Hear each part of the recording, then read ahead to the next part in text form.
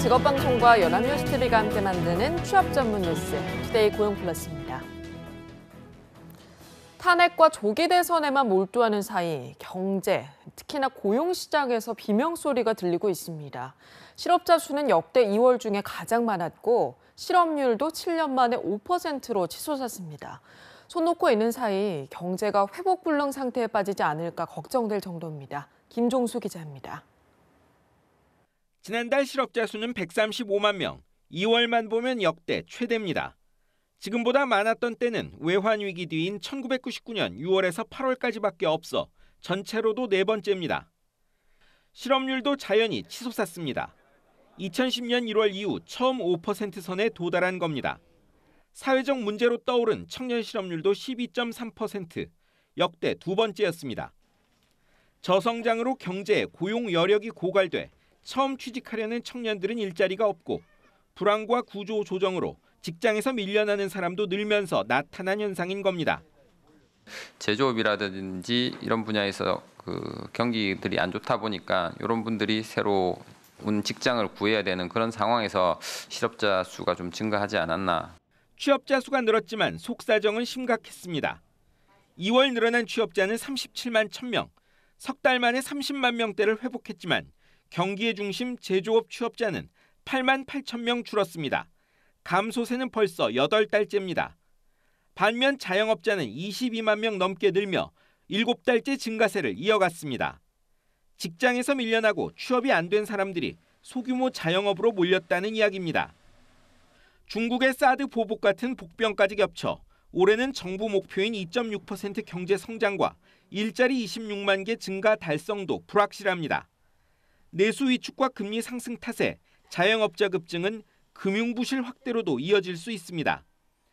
빨갛게 켜진 고용시장발 경고 등은 이렇게 경제의 위기 국면 진입을 알리고 있습니다. 연합뉴스TV 김종수입니다. 일자리를 잃은 기간에 국가로부터 국민연금 보험료의 4분의 3을 지원받을 수 있는 실업 크레딧 신청자가 20만 명을 넘어섰습니다. 국민연금공단에 따르면 실업기간 구직급여를 받는 실직자에게 정부가 국민연금 보험료를 대주는 실업 크레딧 제도가 지난해 8월에 시행되고서 7개월 만인 올해 2월 말 기준으로 20만 1,000여 명이 신청했습니다. 미국의 중앙은행인 연방준비제도가 연방기금 금리, 즉 기준금리를 인상했습니다. 이로써 미국의 기준금리는 0.75에서 1% 수준이 됐는데 올해 안에 몇 차례 더 금리를 인상할 것이라는 예상도 이어지고 있습니다. 워싱턴에서 김범현 특파원입니다. 미국 연방준비제도는 통화정책결정기구인 연방공개시장위원회 FOMC의 3월 정례 회의 직후 기준금리 인상을 단행했습니다. 0.25%포인트 올린 것으로 미국의 기준금리는 이제 0.75에서 1% 수준이 됐습니다. 지난 2008년 글로벌 금융위기 이후 초저금리 기조를 이어오다 2015년 말 이른바 제로금리 시대의 막을 내린 미국은 작년 말 한 차례 금리를 인상한 데 이어 석 달 만에 다시 기준금리를 올렸습니다. 도널드 트럼프 미국 행정부 출범 이후 첫 인상이기도 합니다. 연준은 성명에서 노동시장은 지속적으로 강화돼 왔고 경제활동 역시 완만한 속도로 계속 팽창해 왔다며 금리 인상 배경을 밝혔습니다. 실제 미국의 비농업 부문 일자리는 지난달 23만 5천 건 늘어나는 등 금리 인상의 신호를 읽히는 경제 지표들이 속속 나온 상태입니다. 그만큼 트럼프 정부 출범 이후에도 지속적인 경제 회복의 자신감을 반영한 조치라고 할 수 있습니다. The simple message is the economy is doing well. We have confidence in the robustness of the economy and its resilience to shocks. 미국발 금리 인상은 저금리 기조를 이어온 한국 등 글로벌 금융시장에도 큰 충격파가 될 전망입니다. 문제는 이번에 1%대 금리의 발판을 마련한 연준이 올해 안에 추가 금리 인상을 단행할 수 있다는 겁니다. 당장 올해 2차례 또는 3차례 더 기준금리를 인상할 것이라는 관측이 이어지고 있는 만큼 미국발 금리 인상의 충격은 더욱 클 것으로 보입니다. 워싱턴에서 연합뉴스TV 김범현입니다. 글로벌 금융위기 이후 지속된 저금리 시대가 막을 내리고 있습니다. 미국의 금리 인상은 유럽과 일본 등 선진국 돈줄 쬐기로 이어질 전망입니다. 박효정 기자입니다. 미국이 2008년 글로벌 금융위기 이후 0에 가깝게 유지했던 금리를 1%대로 회복하면서 초저금리 시대가 끝을 보이고 있습니다. 세계 금융시장은 미국이 시작한 돈줄 죄기가 주요 선진국으로 도미노처럼 이어질 것으로 전망하고 있습니다. 우선 마이너스 금리로 돈을 풀어온 유럽 중앙은행과 일본은 미국과 금리 격차가 벌어져 높은 압력을 받을 것으로 보입니다. 낙관적으로 돌아선 세계 경제 전망과 국제 유가 회복세도 유럽과 일본 중앙은행의 금리 인상을 부추기고 있습니다. 미국을 따라 올해 금리를 올릴 가능성이 큰 나라로는 영국이 꼽힙니다. 브렉시트 영향으로 파운드 가치가 하락해 1월 소비자 물가 상승률이 2014년 6월 이후 최고치인 1.5%를 기록하고 있기 때문입니다. 일본의 경우도 물가가 상승세를 보이고 있고 증시가 2015년 이후 고점에 머무르는 등 10년 만에 최장기간 성장세를 기록할 조짐이어서 금리 인상 가능성이 높게 점쳐집니다. 로이터가 최근 설문조사한 결과 이코노미스트 35명 가운데 28명은 일본은행이 공격적인 돈 풀기를 서서히 접을 것이라고 응답했습니다. 이 밖에 중국이 이미 통화 긴축에 들어갔고 호주에서도 기준금리 인상 가능성이 높아지는 등 글로벌 돈줄 죄기가 이어지리란 전망에 무게가 실립니다. 연합뉴스TV 박효정입니다. 미국의 금리 인상으로 달러화 가치 상승이 될 전망으로 국내 거주자들의 미국 달러화 예금이 사상 최대치를 기록했습니다. 한국은행에 따르면 2월 말 기준 거주자 외 외화 예금 잔액은 679억 4천만 달러로 1월 말보다 32억 9천만 달러가 늘었습니다. 이 중 달러화 예금이 579억 8천만 달러로 한 달 사이 27억 5천만 달러 늘면서 사상 최대치를 기록했습니다. 엔화 예금도 41억 5천만 달러로 2억 4천만 달러 늘었지만 위안화 예금은 1억 7천만 달러 감소한 11억 8천만 달러에 그쳤습니다.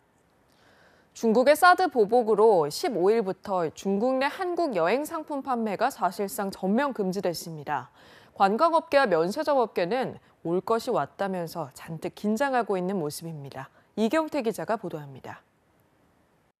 중국의 베이징과 상하이 등 중국 내 여행사들이 결국 예정대로 한국 관광상품 판매를 중단했습니다. 중국 정부가 내린 7가지 지침은 단체와 개인 한국 관광상품 판매 금지, 롯데 관련 상품 판매 금지 등입니다.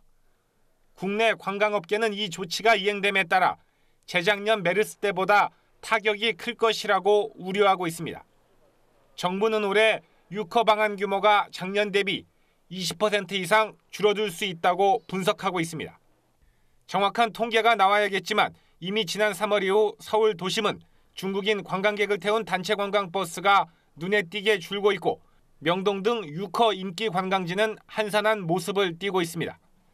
다만 여행 브로커를 낀 저가 단체 관광 위주의 관광 상품은 이번 기회에 함께 개선되는 계기가 될 수 있다는 전망도 나왔습니다. 이런 사태가 없어도 고민을 했어야 됐던 일인데 이런 사태로 인해서 다시 한번 빨리 정비를 하고 가야 되는 그런 측면이 있죠. 정부는 중국 여행사를 낀 비자 대행까지도 불가능해졌기 때문에 한국 대사관을 통해 중국 개별 관광객의 비자 신청을 받는 등 대책 마련에 들어갔습니다. 다만 정부는 중국의 경제 보복이 양국 정치 현안 등과 맞물리며 숨고르기에 들어갈 가능성도 있는 만큼 공식 대응을 최대한 자제하며 불필요한 자극은 하지 않을 전망입니다. 연합뉴스TV 이경태입니다. 네, 이처럼 중국 정부가 사드 보복으로 15일부터 한국 단체 관광을 전면 중단했는데요. 때문에 중국인 단체 관광객, 유커의 발길이 크게 줄어서 제주도 내 관광지는 부쩍 한산해진 모습을 보였습니다. 보도에 전지혜 기자입니다. 제주에 있는 한 중국계 여행사입니다. 중국이 사드 보복으로 한국 관광상품 판매를 중단한 15일 이후로는 예약이 하나도 없습니다. 이처럼 중국인 단체 관광객 유커의 방문이 급감하자 제주도 내 관광지는 부쩍 한산해졌습니다. 올 들어 성산 일출봉을 찾은 중국인은 약 15만 3천 명으로 작년 같은 기간보다 5만 명가량 줄었습니다. 매번 북적이던 용두암 일대에서도 중국인을 찾아보기 어려워졌습니다. 주변 식당과 상가는 타격이 이만저만이 아닙니다. 사드 이후로는 거의 10분의 1로 준 것 같고요. 작년까지만 해도 지금 오전 시간에는 뭐 단체들이 많이 오니까 차가 막힐 정도였으니까 지금 뭐 막히는 건 아예 사라졌고요. 제주항에는 15일 하루 크루즈선 3척이 입항했지만 이게 마지막이 되는 것 아니냐는 불안감이 감돌았습니다. 지금까지 크루즈 제주기항 191차례가 취소돼 약 44만 명이 제주에 오지 못하게 된 것으로 추정됩니다. 최근에는 크루즈가 입항했음에도 관광객은 내리지 않은 채 쓰레기만 남기고 가는 일도 있었습니다. 반면 내국인 관광객들은 여유로운 제주 여행을 즐길 수 있게 됐다며 반색하는 표정입니다. 너무 많이 없어지진 않은 것 같은데 그래도 많이 없어져서 한국인 입장으로서는 좋은 것 같아요.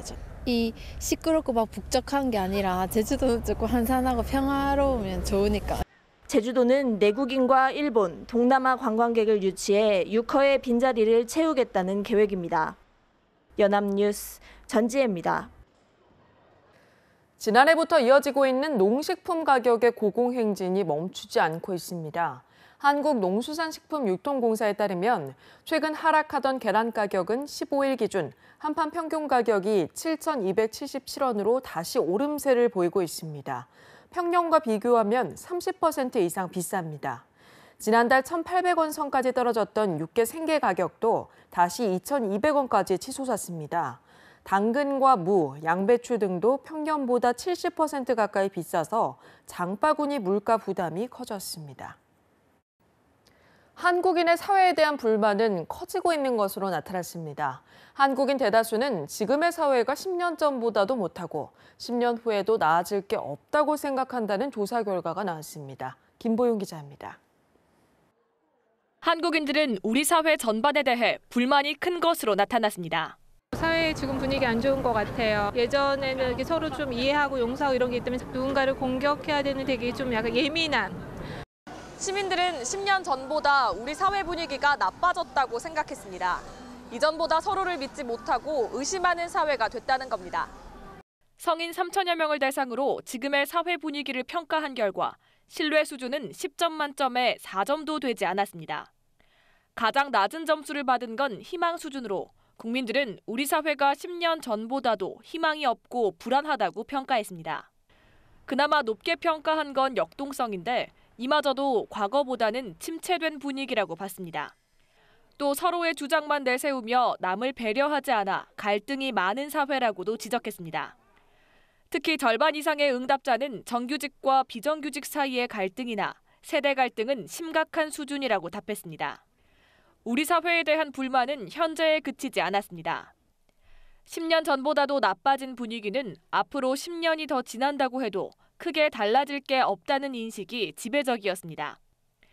연구를 진행한 한국보건사회연구원은 국민들의 불만이 고스란히 미래로 이어지고 있는 만큼 사회 통합을 위한 노력이 필요하다고 지적했습니다. 연합뉴스TV 김보윤입니다.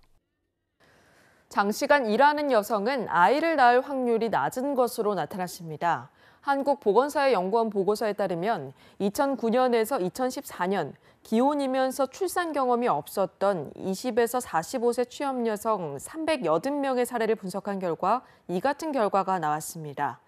근로시간이 40에서 60시간인 여성과 60시간 이상인 여성의 첫째아 출산 확률은 법정 근로시간에 가까운 35에서 40시간을 일하는 여성보다 각각 3.7%, 16.2%가 낮았습니다.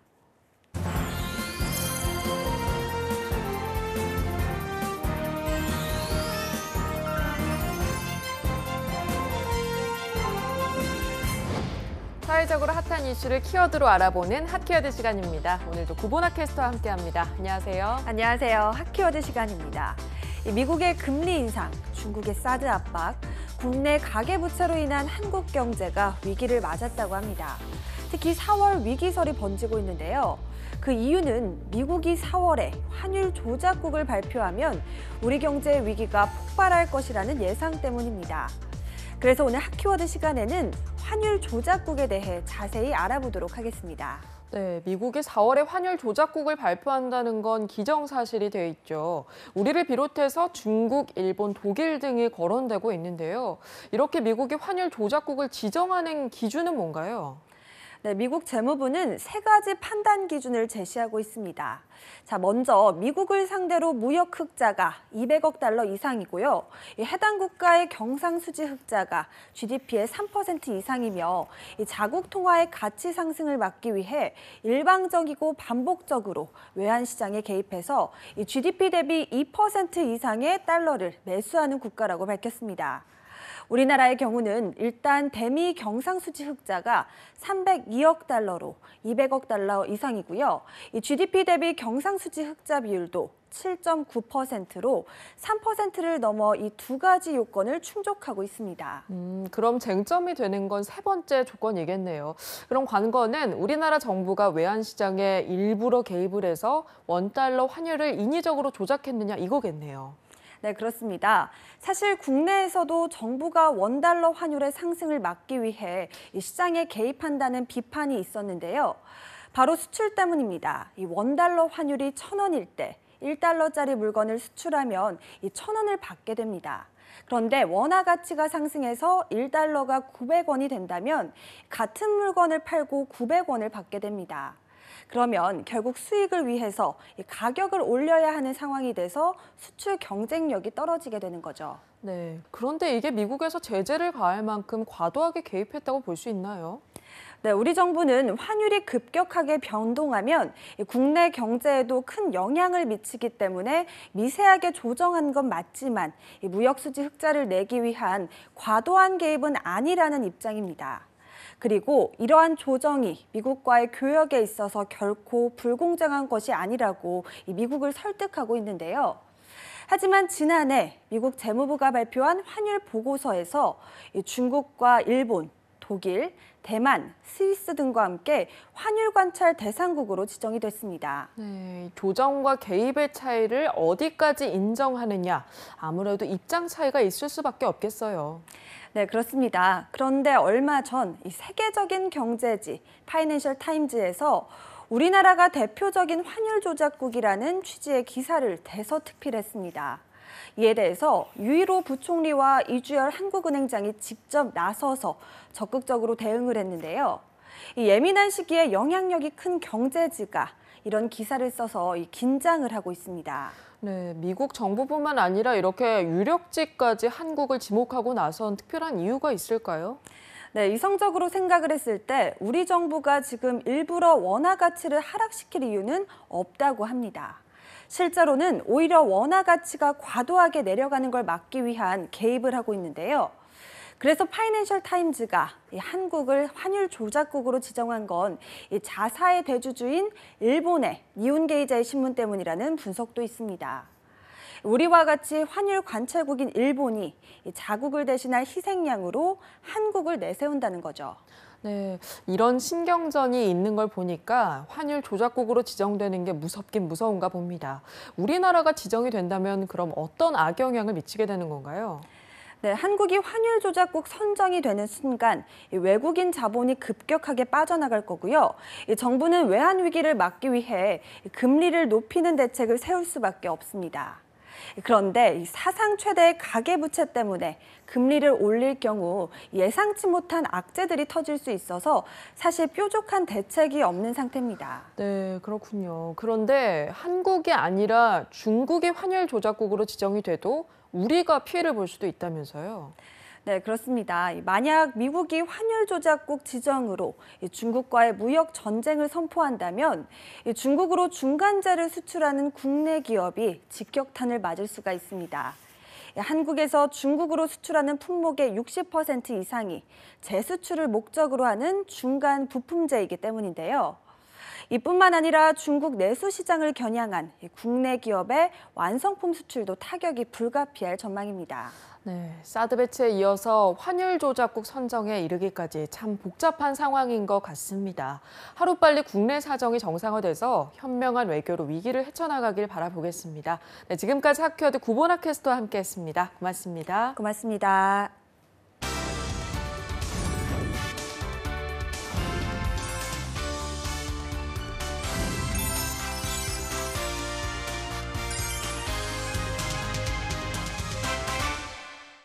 투데이 고용 플러스 오늘 준비한 소식은 여기까지입니다. 함께해 주신 여러분 고맙습니다.